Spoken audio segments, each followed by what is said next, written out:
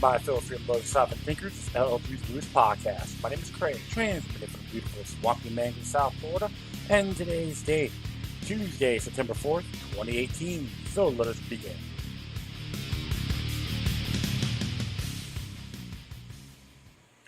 Thanks for tuning in, my friends. Another day.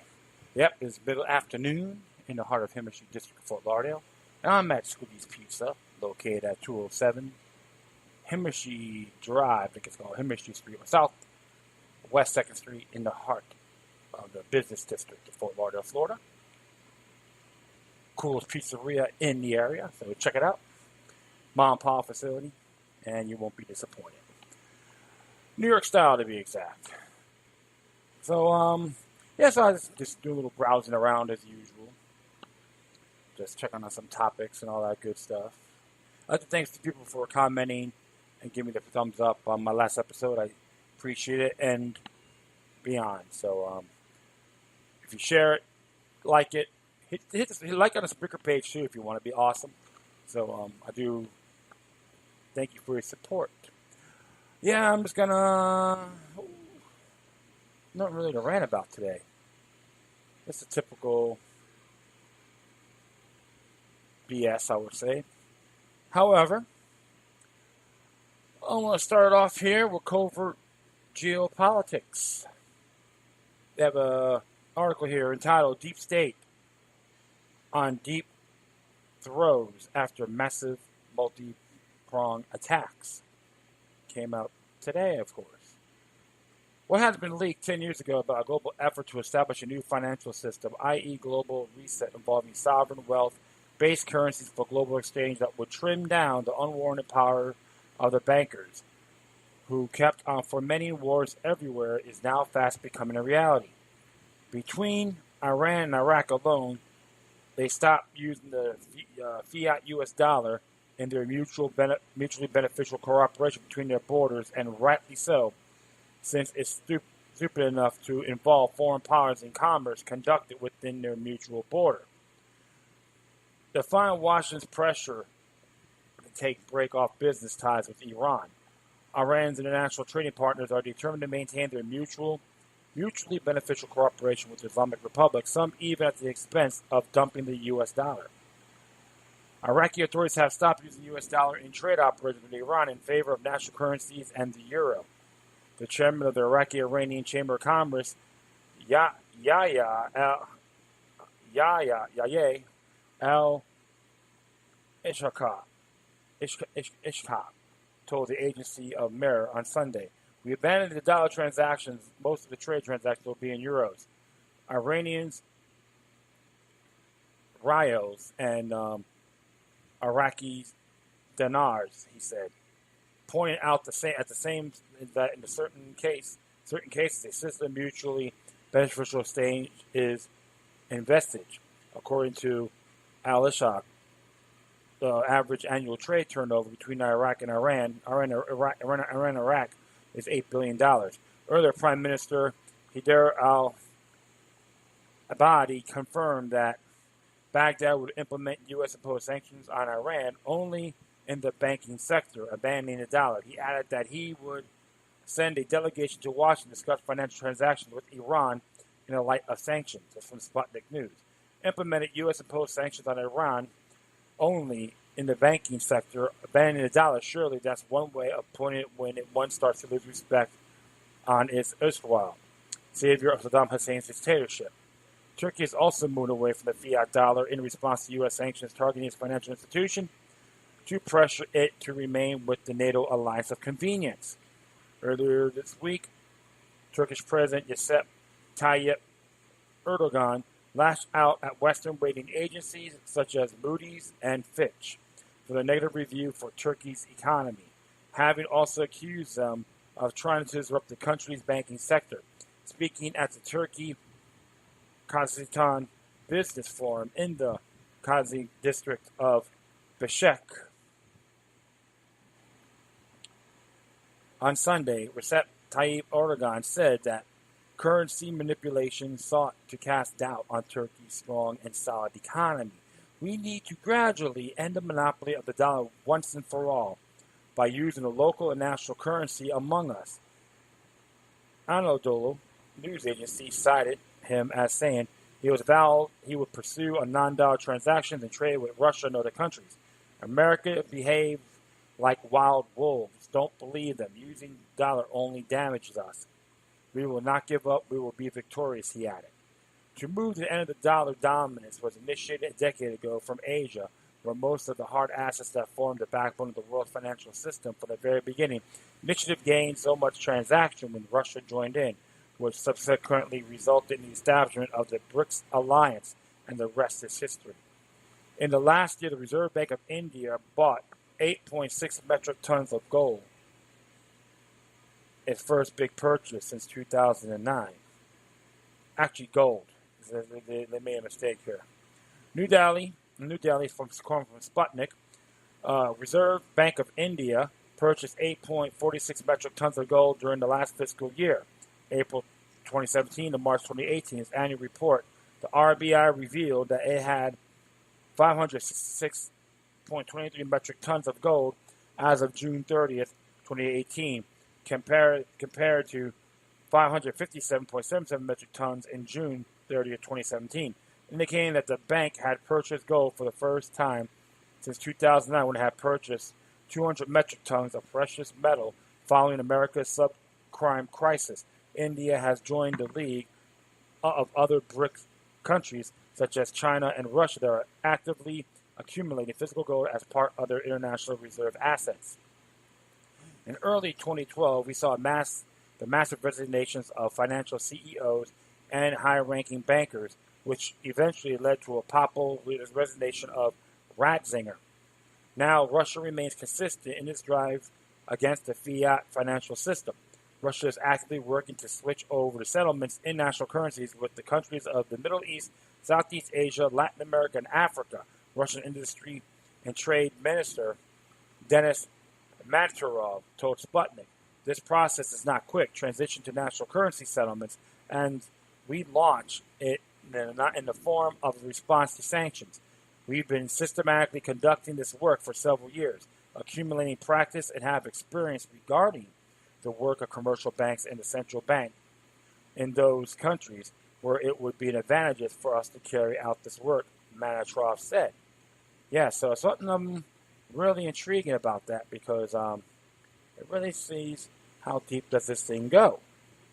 You know what I'm saying? That's one of those areas they're stating is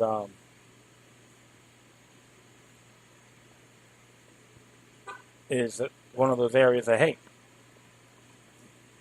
a lot of stuff's happening, not really too crazy about what's going on with fiat.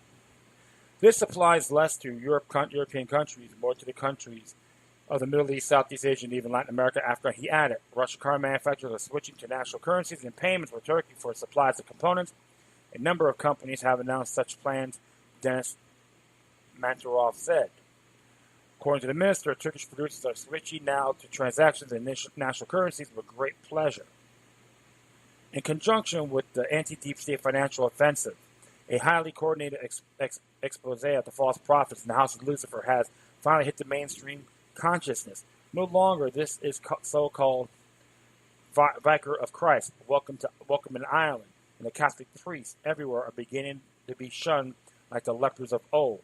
All of the above, combined with the continual alignment of military alliances poised to provide strong deterrence against what remains of deep state armed mercenaries, are among the most important development right now. Along this line, another massive explosion made was about the 1960s plan to nuke Russia and China to oblivion.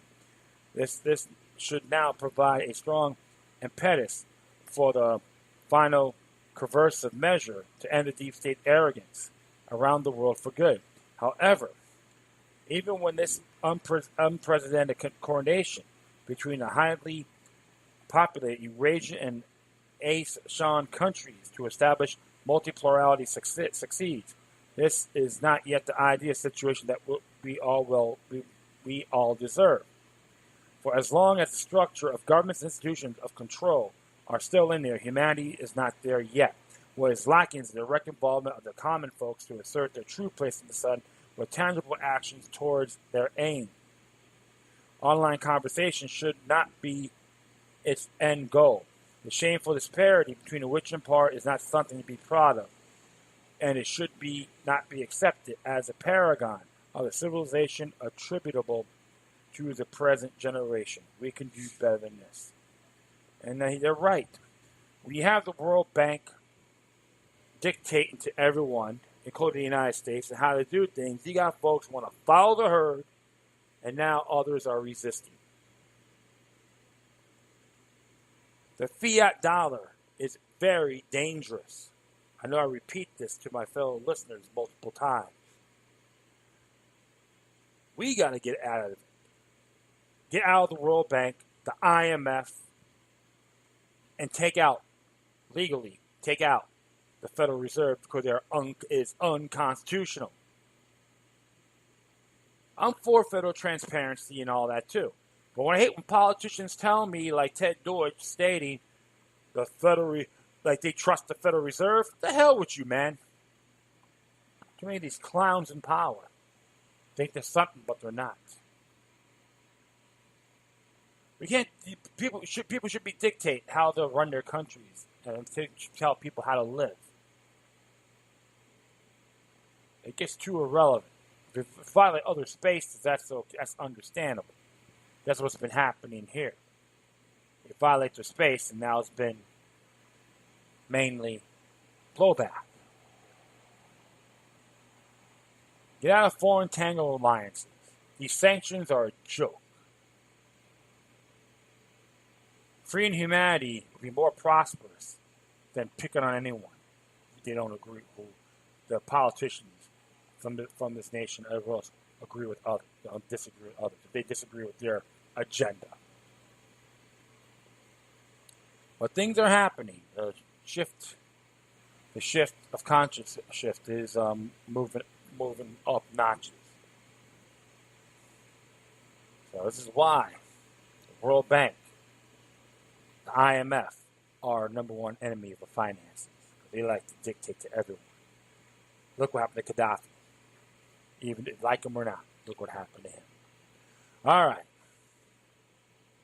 Well, this one came here. It's commentary by John Whitehead, the Rutherford Institute. It says here, criminalizing childhood school safety measures aren't making the schools any safer.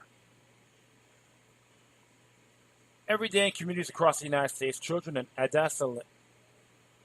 adolescents spend the majority of their waking hours in schools that have increasingly come to resemble places of detention more than places of learning. From metal detectors to drug tests, from increasing policing to all-scene electronic surveillance, the public school of the 21st century reflects a society that has become asphyxiated on crime, security, and violence, investigative journalist Ana Fuentes.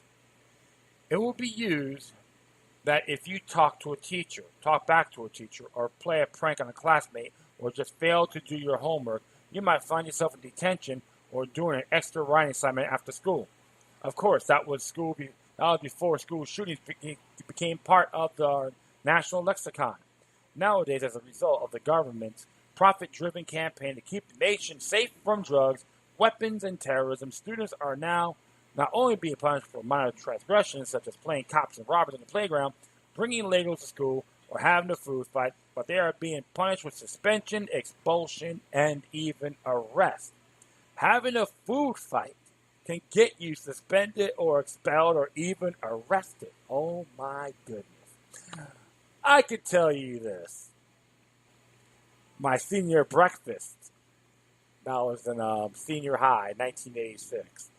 There's always been a tradition of a senior breakfast become a senior food fight. Well, that happened.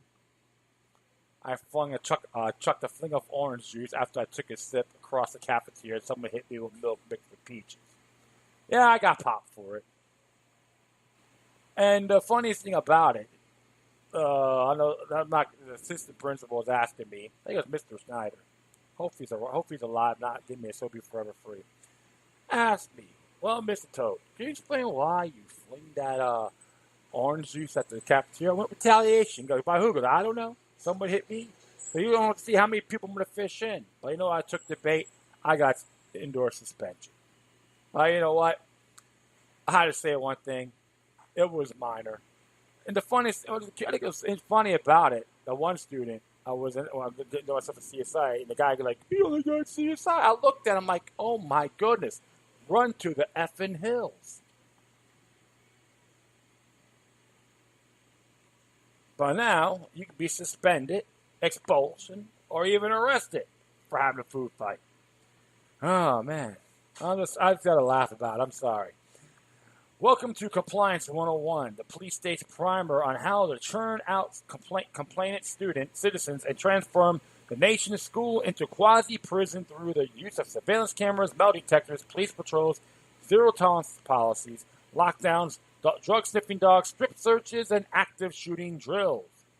Yeah, so there's always an active shooting drill happening in your area, and all hell breaks loose, right? Look what happened to Jacksonville, Parkland, and a few other places. Very disturbing indeed. If you're wondering, these police state tactics have not only made schools any safer, rather they turned schools into authoritarian microcosm of the police state, containing almost every aspect of the militarized, intolerant, senseless, over-criminalized, legalistic, surveillance-riddled, totalitarian landscape that plagues thus of us on the outside. If your child is fortunate enough to survive this encounter with the public schools, you should count yourself fortunate. Most students are not so lucky. From the moment a child enters one of the nation's 98,000 public schools to the moment he or she graduates, they will be exposed to a steady diet of doctrine zero tolerance policies that criminalize childish behavior, overreaching anti-bullying statutes, and criminalize speech. School resource officers, police tasked with disciplining and/or arresting so-called disorderly students, standardized testing that emphasizes rote answers over critical thinking, politically correct mindsets that teach young people to censor themselves and those around them, and the extensive biometric and surveillance systems that, coupled with the rest, acclimate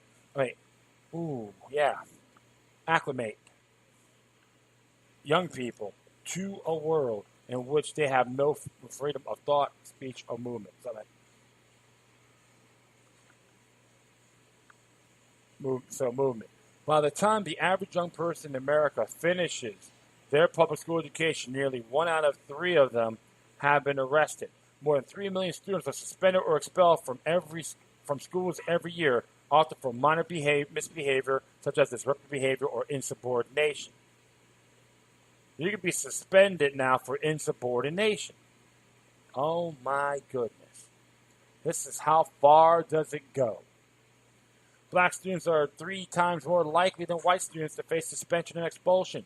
Zero tolerance policies are intended to make schools safer by discouraging the use of actual drugs and weapons by students have turned into suspects as treated as criminals by school officials and law enforcement alike, while criminalizing childish behavior. For instance, 9-year-old Patrick Timony was sent to the principal's office and threatened with suspension after school officials discovered one of his Legos was holding a 2-inch toy gun.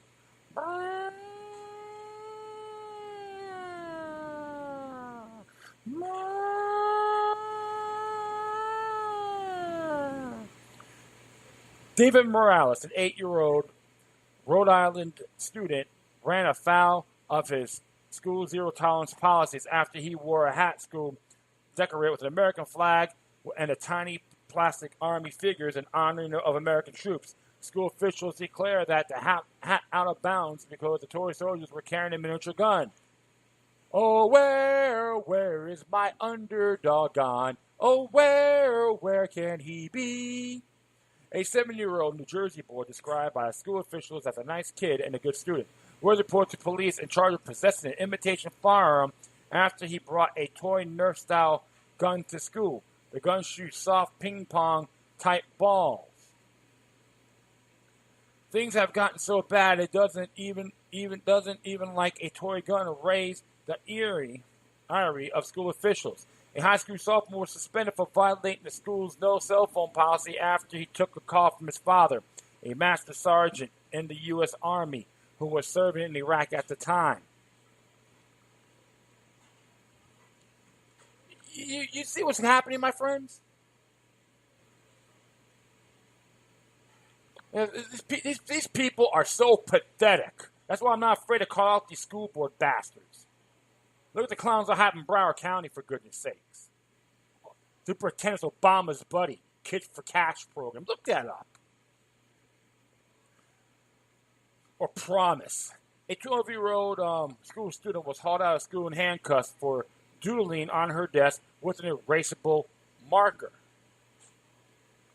In Houston, an 8th grader was suspended for wearing a rosary beads to school in memory of her grandmother. The school has zero tolerance policy against a rosary, which the school insists can be interpreted as a sign of gang involvement.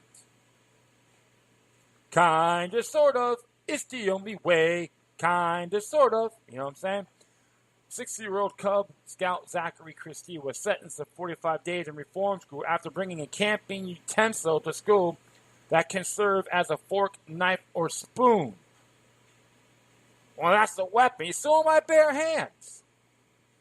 Even imaginary weapons, hand-drawn pictures of guns, pencil twirled in a threatening manner, imaginary bows and arrows, even fingers point positioned like guns, can also land a student in detention.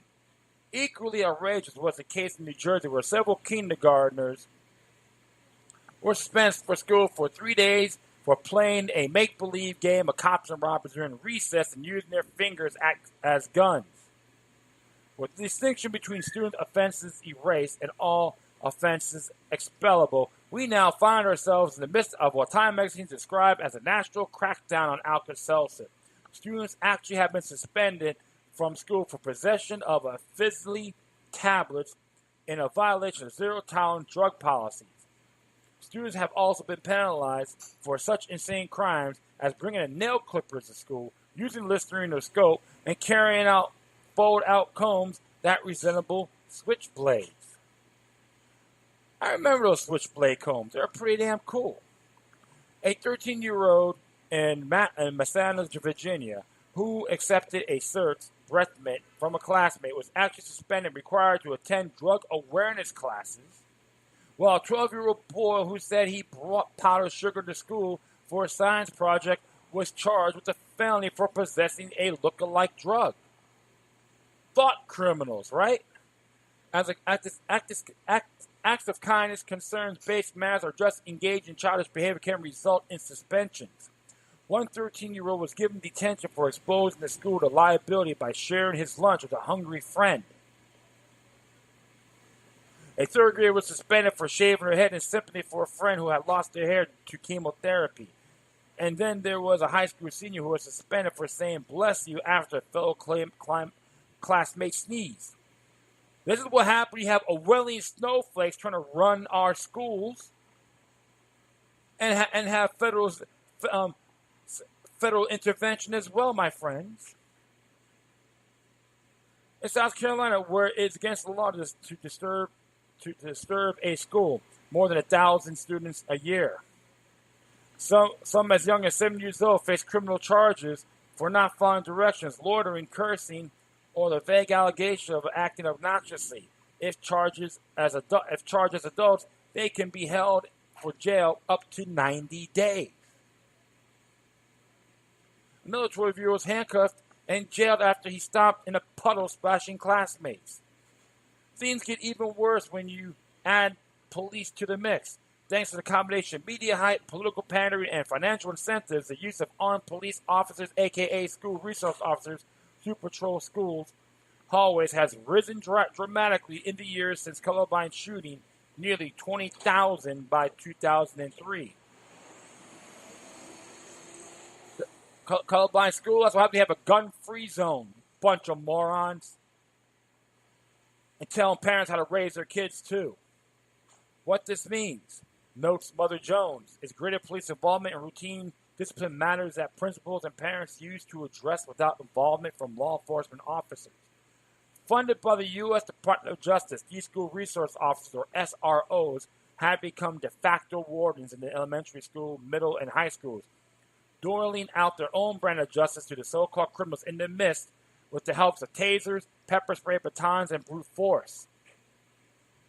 One day, I can tell you this to those SRO officers. When you beat on kids, expect blowback. And you know what? You go look in the mirror and say, I screwed up, I don't know why. Or saying, what did I done wrong? Excuse me, I was rephrasing. What did I done wrong? Your arrogance got you in that position. As a result, students are not only being ticketed, fined, and sent to court for behavior perceived as a defiant, disruptive, or disorderly, such as spraying perfume and writing on the desk, may also find themselves subject to police tactics such as handcuffs, leg shackles, tasers, and excessive force for adding up. In the absence of the school-appropriate guidelines, police are more and more stepping into the deal with minor rule-breaking, sagging pants, disrespectful comments, brief physical skirmishes, what previously might have resulted in detention or a visit to the principal's office was replaced with excruciating pain and temporary blindness, often followed by a trip to the courthouse. The horror stories are legion. One SRO is accused of punching a 13-year-old student in the face for cutting in the cafeteria line. That same cop put another student on the chokehold a week later, allegedly knocking the unconscious and causing brain injury. In Pennsylvania, a student was tased after ignoring an order to his cell phone, in order to put his cell phone away. On any given day when school is in session, kids who act up in class are pinned face down on the floor, locked and in dark closets, tied with straps, bungee cords, and duct tape, handcuffed, leg shackled, tasered, or otherwise restrained, immobilized, or placed in solitary confinement in order to bring them under control. Roughly 1,500 kids are tied up or locked down every day by school officials in the United States. At least 500 students are locked up in some form of solitary confinement every day in a padded room in a closet or duffel bag. In many cases, parents are rarely notified when such methods are used. In almost every case, these undeniably harsh methods are used to punish kids for simply failing to follow directions or throwing tantrums. Rarely do the kids pose incredible danger to themselves or others. For an example, a 4-year-old Virginia preschooler was handcuffed, leg, and shackled and transported to the sheriff's office after reportedly throwing blocks and climbing on top of furniture. School officials claimed restraints were necessary to protect the adults from injury. What? A 6-year-old kindergarten student in the Georgia public school was handcuffed, transported to the police station, charged with simple battery after a school teacher and criminal damage to property for throwing a temper tantrum at school. Unbelievably, these tactics are all legal, at least employed by school officials or school resource officers in the nation's public schools.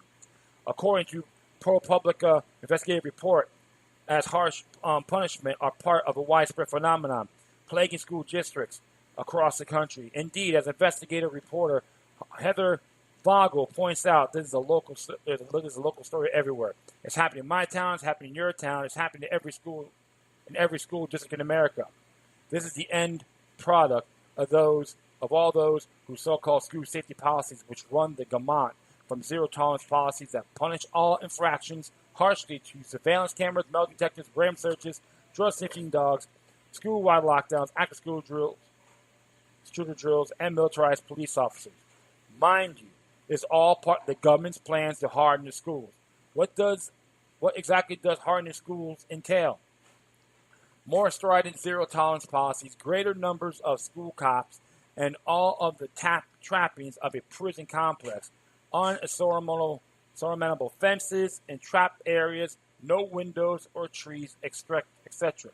Schools acting like prisons, school officials acting like wardens, school students treated like inmates and punished like hardened criminals, even in the face of parental outrage, lawsuits, legislative reforms, investigative reports, and endless cases showing that these statistics are not working and should never be used for punishment or discipline. Full-grown adults, police officers, and teachers alike insist that the reason they continue to handcuff, lock up, and restrain little kids is because they fear for their safety and the safety of others. The fear factor continues. Fear for one's safety has become such an hackneyed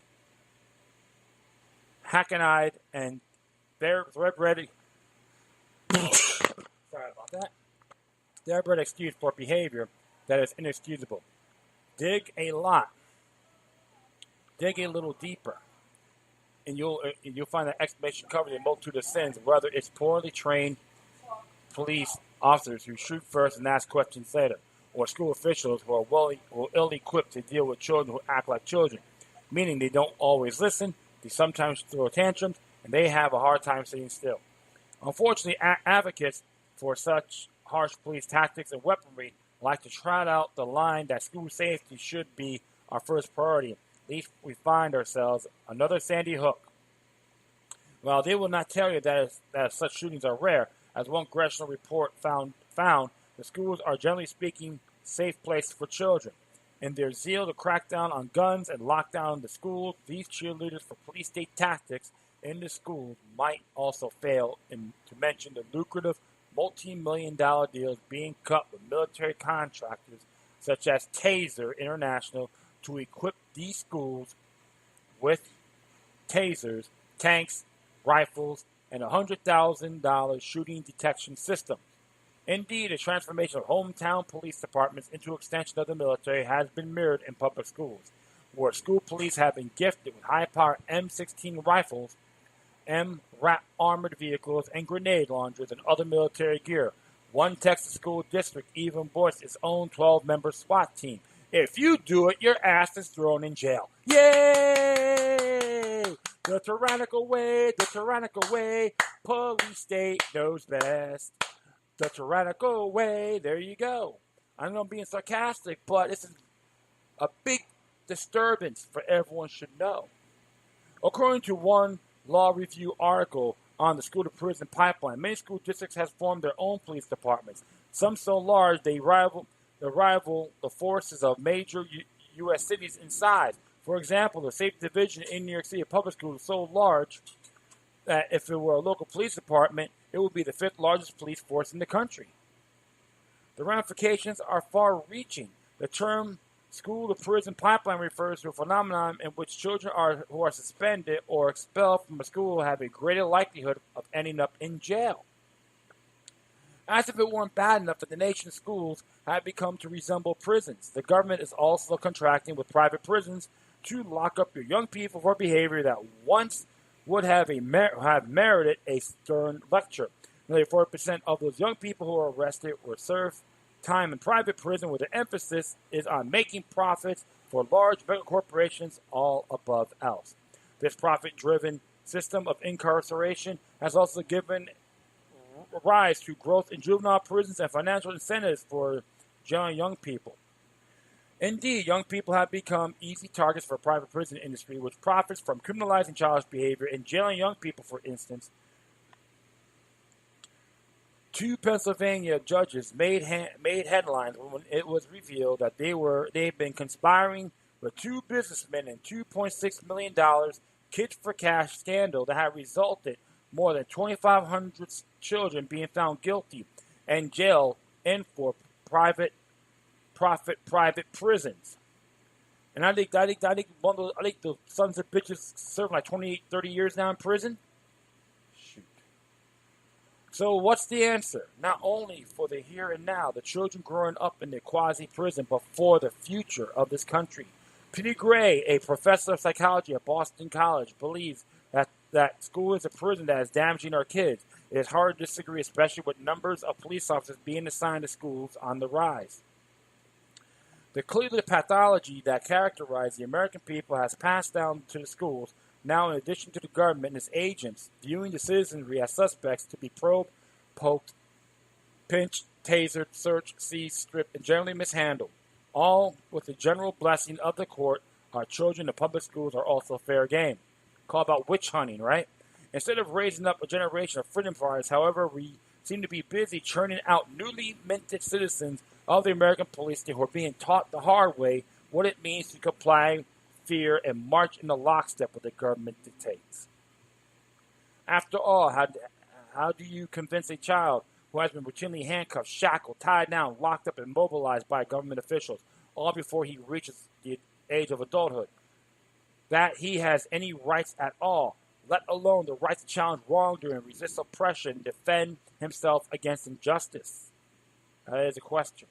Most of all, how do you persuade a fellow American that the government works for him when most of his young life he has been incarcerated in an institution that teaches young people to be obedient and compliant citizens who don't talk back, don't question, and don't challenge authority. What can it be done? Without a doubt, change is needed, but that will mean taking the teachers' unions, the school unions, the educator associations, the police unions, not to mention the politicians dependent on their vote and all the corporations that profit mildly from industrial school complex. As we've seen with other issues, any significant reform, we have to start locally and trickle upwards. As I pointed out in my book, Battlefield America, the war on the American people, every school police raid and an overzealous punishment that is carried out in the name of school safety, the lesson is being imparted is that Americans, especially young people, have no rights against the state or the police. If we don't rein in the police state's influence in the schools, the future to which we are seeing our children will be characterized by a brutal, totalitarian regime.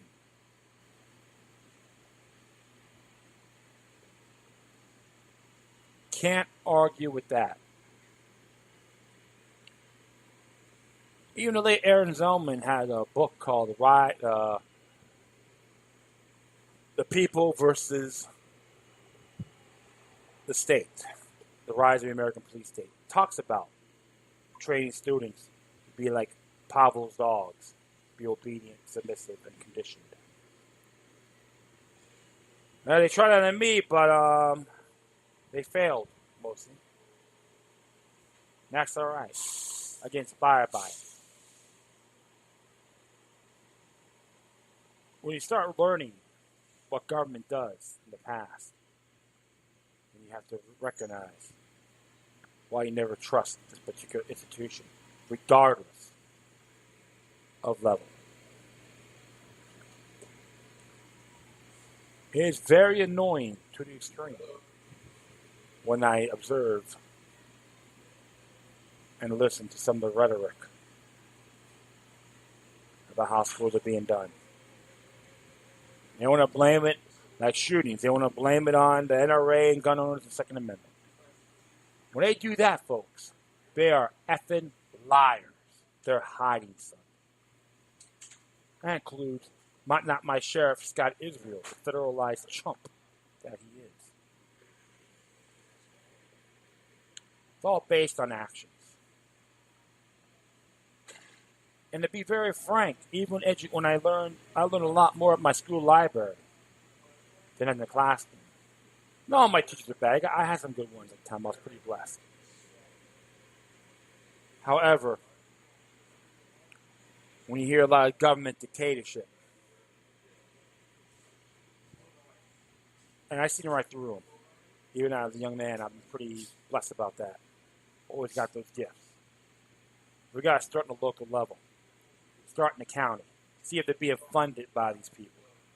There are public records laws. Florida has a sunshine law, or in other words, Article 1, Section 24 of the Florida Constitution, and expose them for who they are. That's why I'm against the Promise program, Kids for Cash, etc. They have it down here too. I learned more about the Promise program, and I'm not really pleased. I know at first I was a little bit, said some pros and cons, but when I found I would learn more about, especially on the federal level, get rid of it. It's always got to be with the parents first. The parents have power. You can make and break things. You got to look at this. You want kids to get the best education, that's fine. You got to take that initiative. Be the rabbi too. We're all teachers here and students. And morality. And then later on, defy all these tyrannical ideas. Learn about sovereign immunity and tort liability. It didn't happen. It didn't happen at majority. Marjorie Stoneman Douglas. The school resource officers weren't obligated to protect the students there. I talked about that in my past episodes.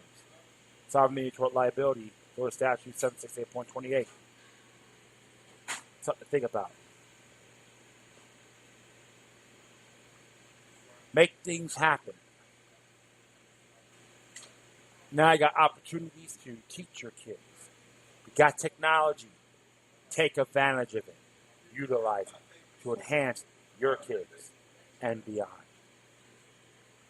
All right, I know I digressed here for a moment. Forgive me on that. I'll be right back. All right, cool. I am back, and I'm going to hit another one here. This came from antiwar.com. Came out yesterday by Sheldon Richman, and multiple sites have put their links on the page as well. This is entitled Anti-Israelism and Anti-Semitism, the Invidious Conflation. It's by Sheldon Richman. I and others have warned the enactment of the Anti-Semitism Awareness Act, not before Congress would threaten free speech and free inquiry on American colleges, campuses, and beyond. As I've explained, this bill incorporates a conception, a definition, plus potential examples of anti-Semitism that conflates criticism of Israel's founding and the continuing abuse of the Palestinians with anti-Semitism for the purpose inoculating Israel from such criticism. Anti-Zionist Jews and others have objected to this conflation for over 70 years. What makes us confident in predicting the threat of free speech? We are confident in part because Donald Trump's Assistant Secretary of Education for Civil Rights would enforce that legislation is Kenneth L. Marcus, whose records makes him a poster boy for the Invidious Conflation.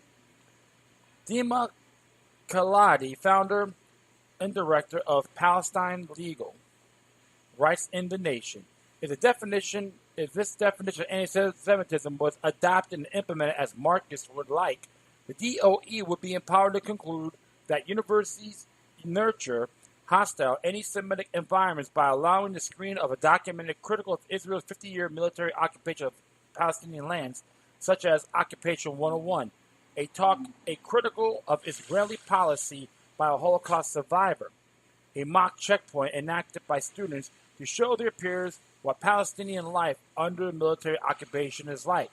On talk, a BDS, boycott, divestment, sanctions campaigns for Palestinian rights, or student resolutions to divest from companies complicit in Israel's human rights abuses. I'll continue on here. These aren't hypotheticals. These speech activities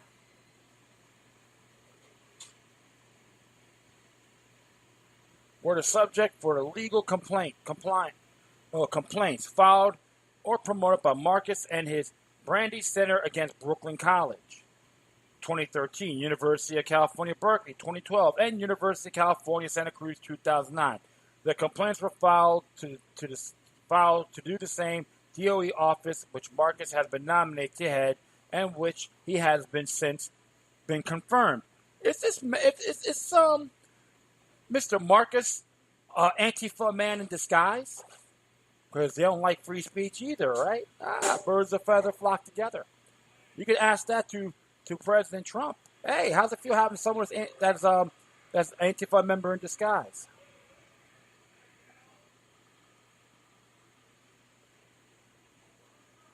All right. Crucially, all these complaints were dismissed. Both a federal court and the DOE made clear that the activities at issue were not harassment against a protected group of constituted speech matters of public concern, and therefore were protected by the First Amendment.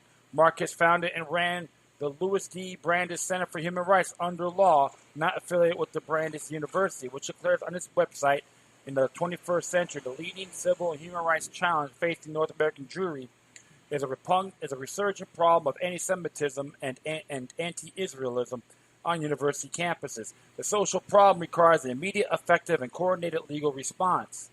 Note the conflation. How could anti-Israelism on campus or anywhere else pose as a civil and human rights challenge to the North American Jewry?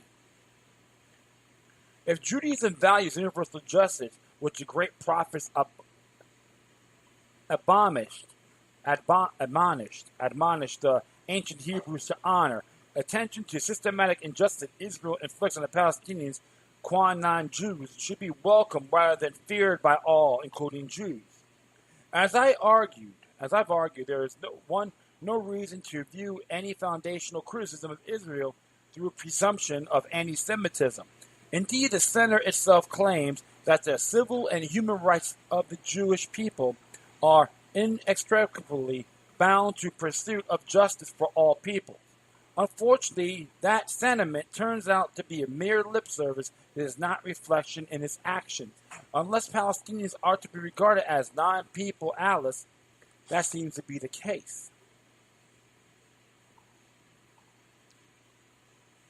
The center is not alone in its belief or activity.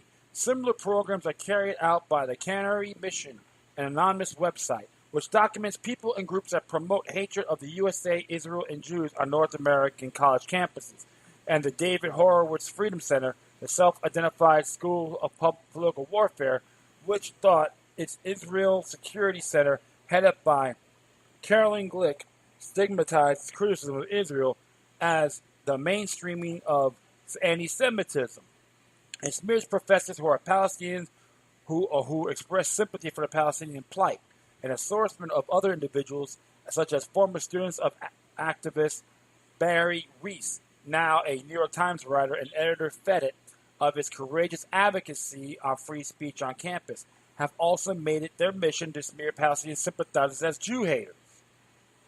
Marcus previously worked in the George W. Bush administration's Education Department Office of Civil Rights, OCR, and the U.S. Civil Rights Commission. As an Assistant Secretary of Education, he would have the power to move against colleges and universities that, in his view, fail to discipline pro-Palestinian students and activists and professors on grounds that their statements and activities create a hostile climate for Jewish students and thereby violate their rights under Title VI of the 1964 Civil Rights Act. Hell, their rights are natural born. You don't need any civil rights acts. Good grief. However, even the lead author of the notion of anti-Semitism embodied in the Anti-Semitism Awareness Act has brittled as is used to police debate on campus. Kenneth Stern has written articles and given testimony in Congress warning against such issues. As Stern wrote to the House Judiciary Committee in 2016, when a similar bill was under consideration, was eventually killed because of First Amendment concerns. It says here, as I write as a lead author of the working definition of anti-Semitism to encourage you not to move the Anti-Semitism Awareness Act of 2016, which essentially incorporates a definition into law for a purpose that is both unconstitutional and unwise. If the definition is so enshrined, it will actually harm Jewish students and have a toxic effect on the academy. Anti-Semitism, like all forms of bigotry, has an impact on some campuses. The worst way to address is to create a de facto hate speech code, which is what this bill proposes to do. In years past, various Title VI cases were brought asserting that a hostile environment was created in substantial part by any anti-Israel speech. All of them lost. Students should not be harassed and intimidated and threatened, but a campus must be a place where students are challenged by difficult and yet disturbing and even hateful ideas. In the testimony before a committee, Stern said it is not true that anti-Semitism on campus is an epidemic. Far from it. There are thousands of campuses in the United States, and very few is anti-Semitism or anti-Israel animus an issue. At the Multi-pronged website, civil rights advocate Abed A. Ewell, Philip Agnew, and Harper Jean Tobin writes that while at a Brandy Center, Marcus abused the OCR complaint process by pushing frivolous protests that only served to harass and stifle the speech of students he disagreed with. Losing cases did not deter him, however. As he wrote in the Jerusalem Post in 2013, these cases were even rejected, exposed administrators, or bad publicity. Harassment is a nice word for what that kind of behavior. Why aren't such activities called racism? Marcus suggests that his complaints were exclusively against assault, physical intimidation, and the like, but the OCR dismissal said otherwise. Marcus continued just last week. I heard from University Chancellor who is eager to work with the Shusterman Center for Israel Studies at Brandeis University to avert the possibility of a civil rights complaint. In the light of the threat of the Brandeis Center, I doubt the Chancellor was likely to err on the side of free speech and free inquiry. What one perceives as a hostile environment is a highly subjective, but some believe that the mere perception of something as an anti-Semitic sufficient to make it anti-Semitic intentions and truth are irrelevant. As Secretary Eyob Agnew and Tobin writes, Marcus will be able to wield the threat of bad publicity in an attempt to force universities to restrict the rights of groups as such students for justice in Palestine. There is a great reason in favor to defeat the Anti-Semitism Awareness Act. It will be enabled. Marcus, in Khadi's words, tried to do from the inside of the DOE, which he has failed to do from the outside. And I have to agree. And yes, I am critical of corruption in Israel too. Does that make me anti-Semitic? I don't think so. You try to combine criticizing Israel as anti-Semitism, you're a tyrant, as far as I'm concerned. They tried that. They tried to pass. It looks like Florida passed that bill into law about this DBS law, anti-Israel law. I'm sorry, it's unconstitutional under post de facto, null and void. I believe it's Article 1, Section 10, if I'm correct. I could be mistaken. But one of those areas, if you take away free speech from one, you hurt them all. Late Frederick Douglass said it best about free speech. When you suppress free speech, it's a double wrong. Not for the hearer, but for the speaker as well. And that is a fact. You have to see it that way. That's how I look at things too. And you know what? I'm pretty damn fair about it. That's why, my friends, when I hear all this garbage, I condemn it.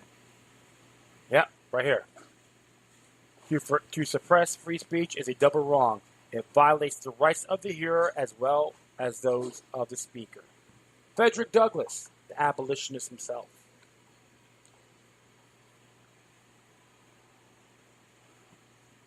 So, that's one of those areas. Free speech is more important than your feelings. If you don't like it, get the hell out. Give a damn who you are.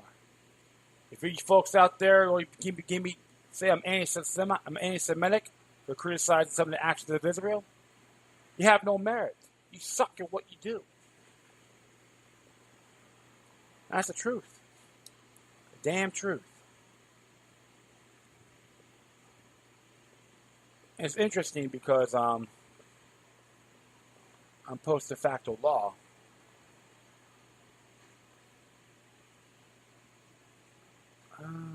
prohibited laws, Article 1, Section 10, I'm right. Florida Constitution, no bill obtainer, ex post facto law, or law impairing the obligation of contract shall be passed. So right there, that BDS law on the state level that flip-floppers got signed, null and void. Penile microphone to all those idiots that support it. That's right. Even Ted George hates free speech too. He don't want you criticizing Israel because he says it's anti-Semitic. Penile microphone to him as well. Some congressman he is. All right. Do one more here.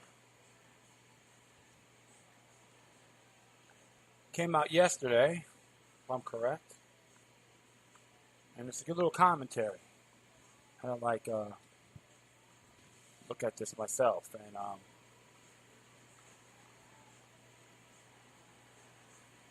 it's called The Slave Rebel. The Slaves Rebel. Truth Dig original by Chris Hedges. As it reads here, the only way to end slavery is to stop being a slave. Hundreds of men and women in prison, some 17 states, are refusing to carry out prison labor, conducting hunger strikes, for boycotting for-profit commissioners in an effort to abolish the last redoubt of legalized slavery in America. The strikers are demanding to be paid minimum wage, a right to vote, and decent living conditions, educational, vocational training to end the death penalty and life imprisonment. Interesting there in those areas. These men and women who know the courts will not help them. They know the politicians bought by the corporations that make billions in profits from the prison system will not help them. And they know that the mainstream press, unwilling to offend major advertisers, will ignore them. But they also know that no prison can function without forced labor of many among America's 2.3 million prisoners. Prisons do nearly all the jobs in prisons, including laundry, maintenance, cleaning, food preparation. Some prisoners earn as little as $1 for a full day of work in such states as Alabama, Arkansas, Georgia, South Carolina, and Texas. The figure drops to zero. Corporations at the same time exploit million prisoners who work in the prison sweatshops where they can staff call centers or make office furniture, shoes, or clothing, or who run slaughterhouses or fish farms. If prisoners earn a minimum wage set by federal, state, or local laws, the cost of the world's largest prison system would be unsustainable. The prison population would be dramatically reduced. Work stoppages are only prison reform method that has any chance of success. Demonstrations of public support, especially near prisons where strikes are underway, along with supporting the prisoners, have formed Jailhouse Lawyers Speak, which began a nationwide protest, are vital. The prison authorities seek to mute the voices of these incarcerated protesters. They seek to hide the horrific conditions inside prisons from public view. We must amplify these voices and build a popular movement to end mass incarceration. The strike began August 21st, the 47th anniversary of the 1971 killing of the Black Panther prison writer and organizer George Jackson in California's San Quentin. It will end September 9th on the 47th anniversary of the 1971 Attica prison uprising. It is an immensely courageous act of civil disobedience. The prison authorities have innumerable ways to exact retribution, including placing strikers in solitary confinement, severing communication with the outside world. They can take away a few privileges and freedoms, including the limited freedom of movement, yard time, phone privileges, and educational programs that prisoners have. This makes the defiance all the more heroic. These men and women cannot go elsewhere. They cannot remain anonymous. Retribution is certain, yet they have risen up anyway. In addition to make demands about wages, the prisoners are calling for an end of the academic violence that plagues many prisons. During a riot in April, a Lee Correctional Institution, a maximum security prison in South Carolina, 7 prisoners were killed and 17 were injured as prison guards waited for 4 hours to intervene. Prisons in America are a huge and lucrative business. The private prison contractors, Correction Corporation of America, and the GEO Group have annual revenues of $1.6 billion and more than $2 billion, respectively. They spent a combined $8.7 million on lobbying through 2010 to 2015, according to the Open Secrets Org. Good website. Global Tellink, which runs the privatized phone services in many prisons, is valued at $1.2 billion. The Food Service Corporation, Aramark, a $8.65 billion company, has contracts in 500 prisons across the country. It has been accused of serving contaminated and spoiled food that led to food poisoning. It's interesting because looks like, if I'm correct, Amaret was part of the. I don't know if they have a deal with them in Florida or not, but it was a good idea. I like to see prisoners learn to grow food on their own, agriculture, and it looks like these food lobbyist groups don't want that. That's in the public prison system, and that's wrong too. I'll proceed here. The Money Transfer Corporation, JPay Inc., is a subsidiary of the communications firm Sycris Technologies, which is owned by private equity firm RB Partners. JP Pay made $53 million in 2014 on transfers of $525 million through an average charge of 10% to sending those monies to prisoners. Corazon Health has a contract to provide health care for more than 300,000 prisoners nationwide. It earns about $1.4 billion a year. And there are many other corporations with equally large revenues and profit margins within the prisons. Private corporations exploit prison labor in at least 40 states. In some cases, these workers are paid next to nothing. They have no benefits, including Social Security participation, and cannot form unions or organize.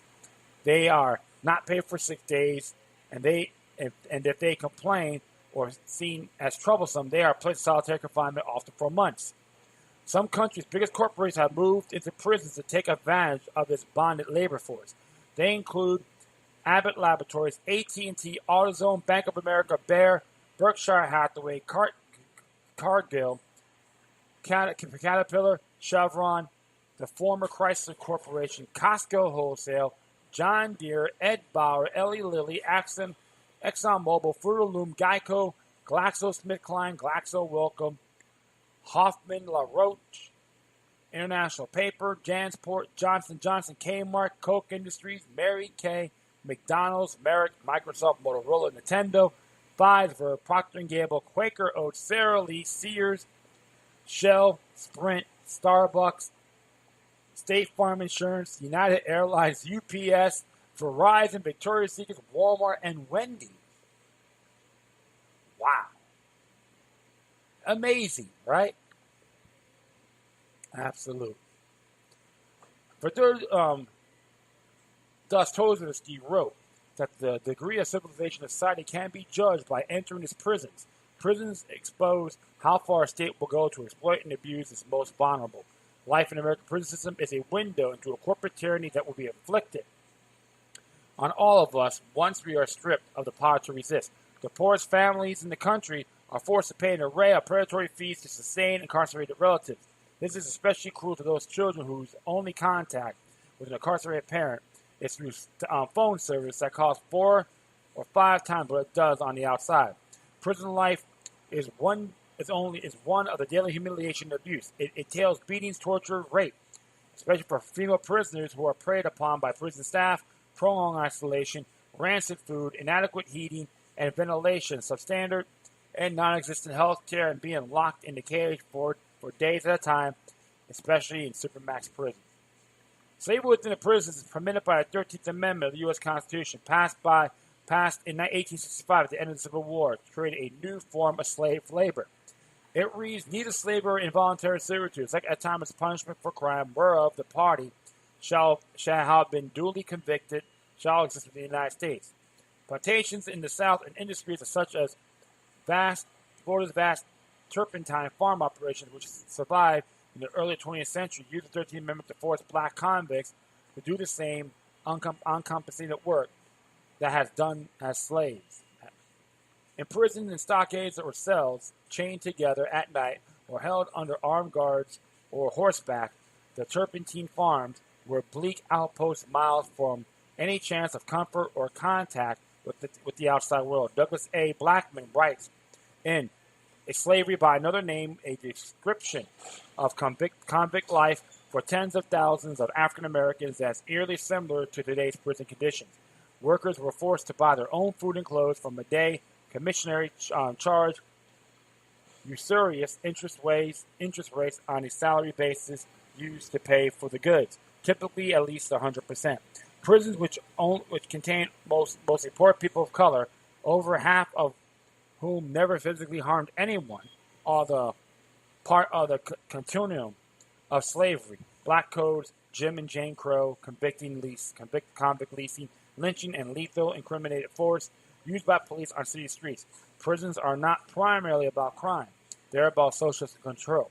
They're about profiting off blacks and brown bodies that in blighted, deindustrialized neighborhoods do not produce money for corporations, but once locked away, generate some $60,000 a year per prisoner for prison contracts, police parole agencies, corrections officers, phone companies, private prisons, money transfers, companies, medical companies, food vendors, commissionaries, and the industries that manufacture body armor, pepper spray, and the gruesome arrays of restraints, and implement 4- and 5-point restraints, a restraint hoods, restraint belts, restraint beds, stun grenades, stun guns, stun belts, spit hoods, the body orifice security scanners, boss chairs, tethers, and waist and leg chains that look like a collection of a mask by the Marquis de Sade.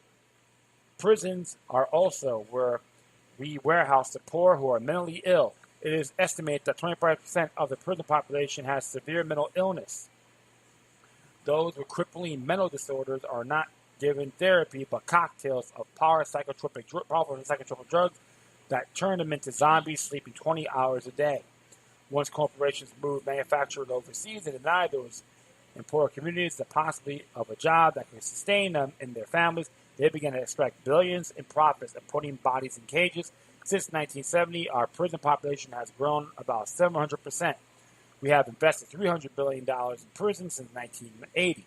The prison industrial complex mirrors the military industrial complex. The money is public, the profits are private. To those who enrich themselves off the incarcerated are morally no different from those who enrich themselves in the slave trade.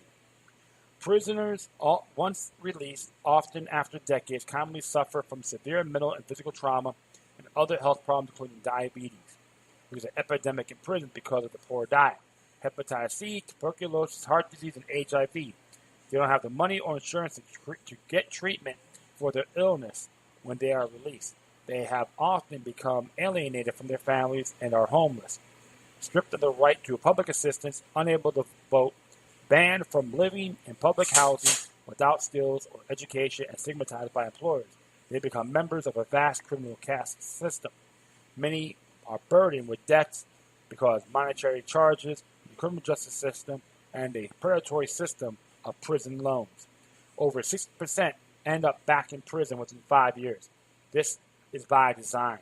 The lobbies for the industrial prison complex make sure the laws and legislation keep the prisons full and recidivism high. This is good for profit, and it is profit, not justice, that is the primary force behind mass incarceration. This system will only end when those profits are wrested from the hands of modern slaveholders. The only people who can do that are slaves and the abolitionists who fight alongside them. The full list of national demands for men and women in federal, immigration, and state prisons reads: 1.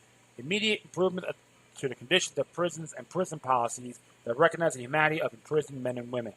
2. An immediate end to prison slavery. All persons in prison in any place of detention under the United States jurisdiction must be paid with a prevailing wage in the state or territory for their labor.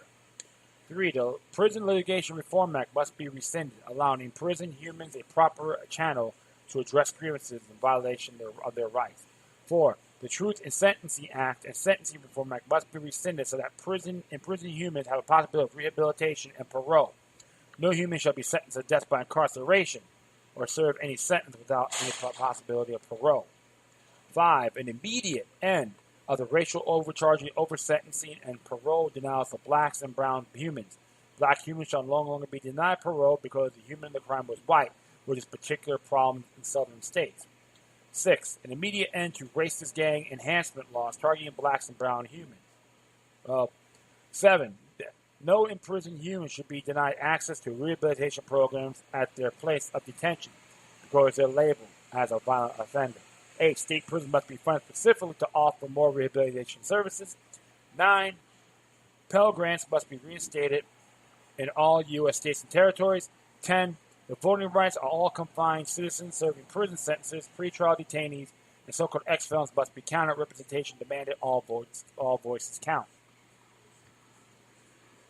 Interesting about this because talk about death penalties and life in prison. I do support those in good faith. But there's a lot of areas I'm not too crazy about. Victimless crimes laws have to be abolished. And this list of demands has got to start from the bottom up, not top down. I'm not saying it's a bad idea. Cruel and unusual punishment. is considered unconstitutional in many federal and state constitutions. That is a fact. We have to honor that too. Anything that's considered unconstitutional within a state, federal level is ex facto, post ex facto, null and void. There's some good people in these facilities. They made some mistakes. And I know people that did serve time. They're not bad people. They just made errors. And it's a shame when you got folks out there, opportunists, want to make these individuals only numbers. Yes, violence do occur. And it's not just the brown people, the black people being screwed. The white folks are being treated the same way. Because remember, it doesn't matter. You're a number to them. So these are some good ideas. I'm not going to argue with that at all. But it has to be, you cannot encroach on state's jurisdiction. Expect that. You can use these avenues on a state level too, which I support. Now I am voting yes on Amendment 4, Florida Amendment 4, of restoring the rights of felons that could vote. I do endorse that. Because if you serve your time, that's it. End of story. People put these burdens on these individuals all the time. It's getting ridiculous. Hardcore criminals, they deserve to get in there. There's some people in there in government that need to be thrown in these facilities to see how they really feel. I was wondering how many will survive. And that's why even with some of the private prisons, I chat with people who serve in private prisons, they get treated better than the publics. So you have to look at the pros and cons. I'm not fans of private prisons, but there's some good things. If you implement it in the public level, so be it. Let's make this happen. Because the prison system's a joke. And another thing, too, everyone out there, they can do as well. Jury nullification. If there's no victim, how is that a crime? They throw people for 20 years in prison for growing marijuana, not intent to sell. You got to get rid of that, too. That's what I'm saying. Victimless crime laws. We got that power, folks. Implement it. Don't be afraid of these parasites. Because the bottom line is this. They need us more we need them.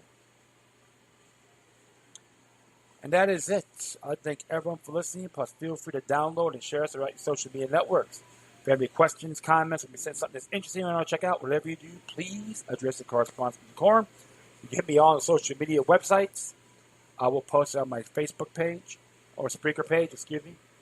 In addition, you can email me at LookYourLuck3 at gmail.com, or the ones who have a ProtonMail account that loves encryption, LookYourLuck3 at ProtonMail.com. All right, my friends, once again, thank you for your time. Plus, always remember that demoniac resistance is healthy for the soul and can liberate humanity. Until next time, take care of yourselves, keep on spreading the love, and may your guardian spirits be with you.